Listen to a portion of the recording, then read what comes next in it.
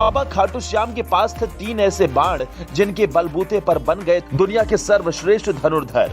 राजस्थान के सीकर में खाटू श्याम का मंदिर भारत में कृष्ण भगवान के मंदिरों में सबसे ज्यादा प्रसिद्ध है। खाटू श्याम जी को कलयुग का सबसे फेमस भगवान माना जाता है। सीकर जिले में स्थित खाटू गांव में बने खाटू श्याम के मंदिर को काफी मान्यता मिलती है। ऐसा कहा जाता है कि श्याम बाबा से भक्त जो भी मांगता है वो उन्हें लाखों करोड़ों बार देते हैं। यही वजह है कि खाटू श्याम को लखदातार के नाम से जाना जाता है। हिंदू धर्म के अनुसार खाटू श्याम को कलयुग में कृष्ण का अवतार माना जाता है।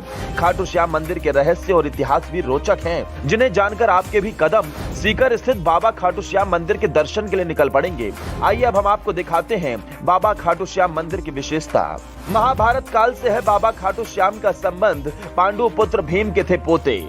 खाटू श्याम की शक्तियों से खुश होकर श्री कृष्ण ने इन्हें कलयुग में अपने नाम से पूजने का दिया था वरदान।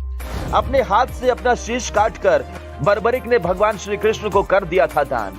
बर्बरिक को ही कहते हैं बाबा खाटू श्याम। इनकी माता का नाम था हिडिंबा।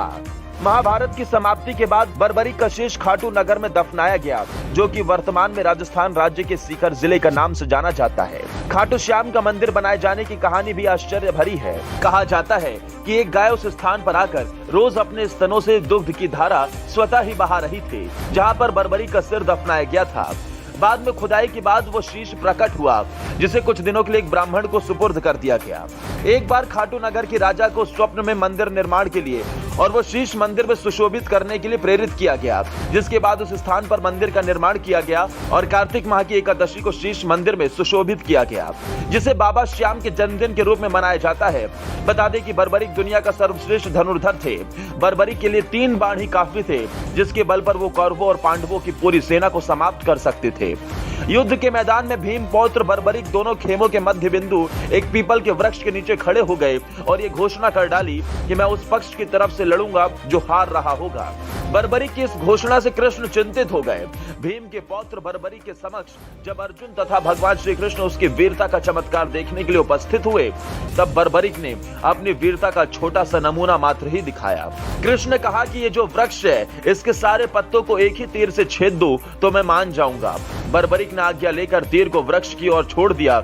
जब तीर एक एक कर सारे पत्तों को छेदता जा रहा था, उसी दौरान एक एक पत्ता टूटकर नीचे गिर पड़ा। कृष्ण ने उस पत्ते पर यह सोचकर पैर रखकर उसे छिपा लिया कि ये छेद होने से बच जाएगा, लेकिन सभी पत्तों को छेदता हुआ वो तीर कृष्ण के पैरों के पास आकर रुक गया।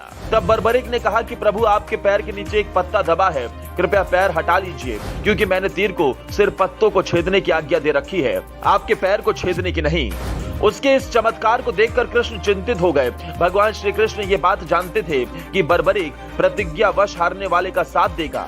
यदि कौरव हारते हुए नजर आए तो फिर पांडवों के लिए संकट खड़ा हो जाएगा, और यदि जब पांडव बर्बरिक के सामने हारते नजर आए तो फिर वो पांडवों का साथ देगा। इस तरह वो दोनों ओर की सेना को एक ही तीर से खत्म कर देगा। तब भगवान श्री कृष्ण ब्राह्मण का भेष बनाकर सुबह बर्बरिक के शिविर के द्वार पर पहुंच गए और दान मांगने लगे। बर्बरिक ने कहा, मांगो ब्राह्मण, क्या चाहिए? ब्राह्मण स्वरूपी कृष्ण ने कहा कि तुम दे न सकोगे, लेकिन बर्बरिक कृष्ण के जाल में फंस गए और कृष्ण ने उससे उसका शीश मांग लिया। बर्बरिक द्वारा अपने पितामह पांडवों की विजय हेतु स्वेच्छा के साथ शीश दान कर दिया गया। बर्बरिक के इस बलिदान को देखकर दान के पश्चात श्री कृष्ण ने बर्बरिक को कलयुग में स्वयं के नाम से पूजित होने का वर दिया। आज बर्बरिक को खाटू श्याम के नाम से पूजा जाता है।